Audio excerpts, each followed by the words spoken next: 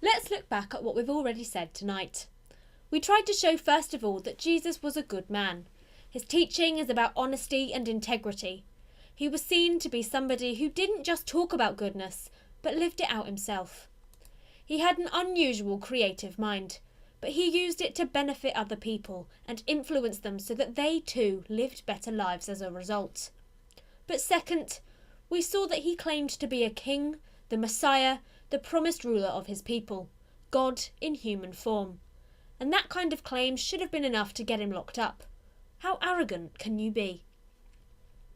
What makes a simple northern Jewish peasant with no education to speak of convinced that he is the most important person to be born on earth since the dawn of time?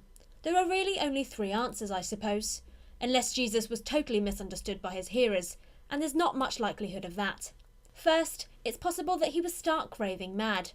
Second, he was obviously a charming and plausible talker, so it's possible that he was a confidence trickster who saw a golden opportunity of making money and achieving stardom by making big claims. Or third, perhaps he was telling the truth. Let's look at the first of these claims. Was Jesus mad? That's pretty unlikely. The teachings he gave recorded in the Gospels are not wild, rambling discourses that don't make sense.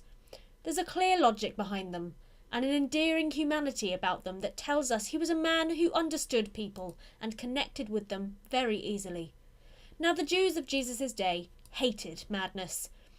They believed that if you showed signs of madness, you had been cursed by God, and everybody else had to get away from you pretty quick. You were expelled from your community and would have no friends. Jesus' followers spent 3 years with him, living at pretty close quarters, often with no place to stay overnight, frequently harassed by curious crowds and clever lawyers trying to trip Jesus up. Yet he never lost his cool. He never flipped. If he had shown the slightest sign of insanity, his disciples would have left him immediately.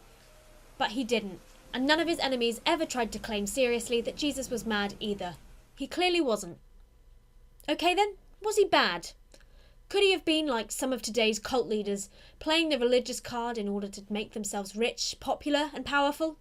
Again, that seems most unlikely. For one thing, as we've seen, he kept up his claim to be the Son of God right through to the end, when it was clear that he was going to be crucified if he didn't back down. If he had just been a fake and a fortune hunter, he'd have backed down. He'd have sold his story to the Sunday papers. Yet Jesus went stubbornly to his death, still maintaining his story. What's more, if he wanted to win followers in that culture, he'd chosen completely the wrong story. The Jews believed more devoutly than any other nation on earth that there was one God, only one. To say otherwise was blasphemy. And for Jesus to claim, yes, there is one God, but I'm his son and equal, wasn't the best way to win friends and influence people. If he had been a con man, Jesus would have gone for a less challenging cover story. In any case, when you look at the depth and profundity of his teaching about truth and honesty, could the man behind it have been just a cynical opportunist who didn't believe a word of all he taught? It seems absolutely ludicrous.